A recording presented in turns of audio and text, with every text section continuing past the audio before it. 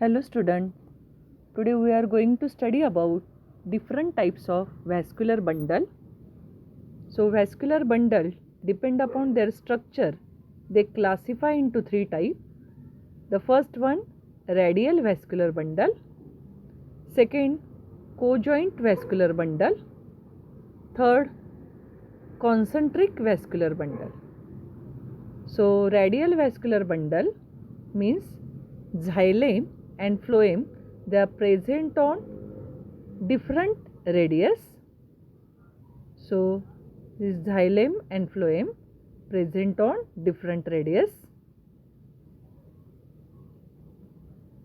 Cojoint means xylem and phloem, they are present on same radius. They again classify into two types, collateral vascular bundle and bicollateral vascular bundle. So collateral means xylem and phloem. Out of these two, phloem they are present on outer side and phloem it is present on inner side.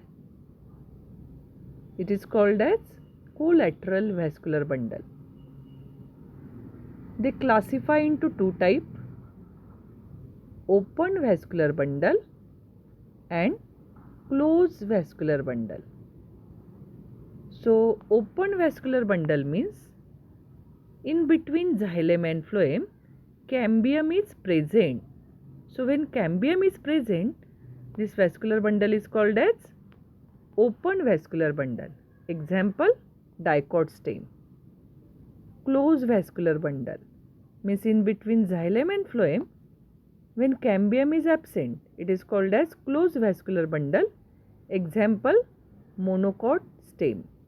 So in dicot stem, cambium is present, so it is called as open vascular bundle, and in monocot it is called as closed vascular bundle because cambium is absent.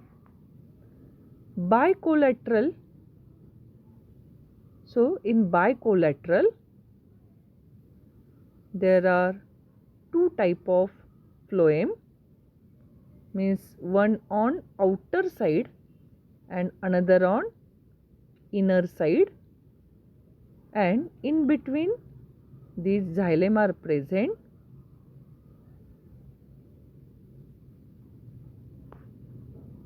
As well as outer and inner cambium is present. So it is always open type because cambium is present.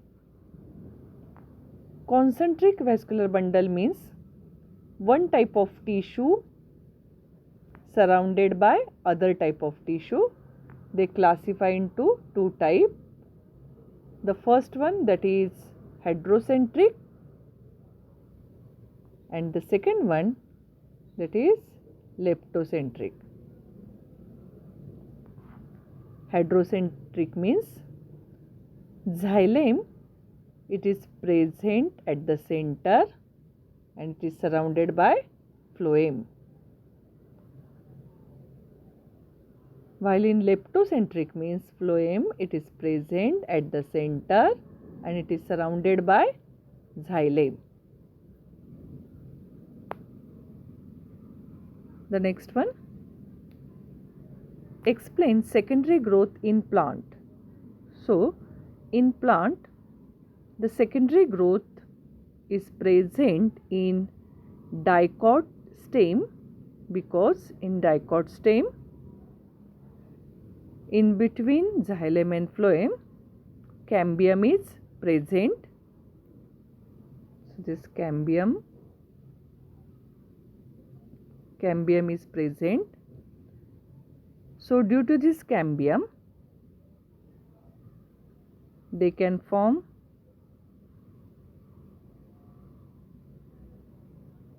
these different patches of cambium cell in between adjacent bundle and they produce intravesicular cambium.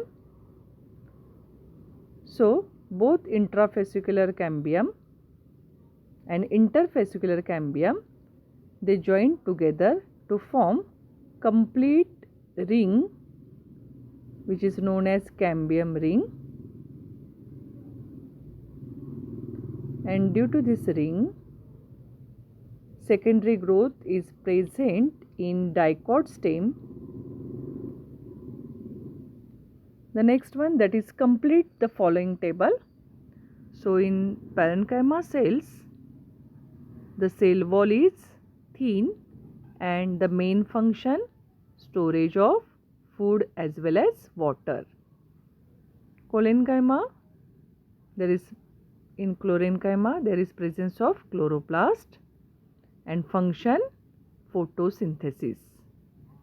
In collenchyma there is uneven thickening of wall, means on outer side cell wall is thick while in inner side cell wall is thin. Function, it is important for provide rigidity, strength. The last one, that is parenchyma. They are thick wall cells and they are useful for provide mechanical strength to plant. So these are different type of tissues and different type of vascular bundle.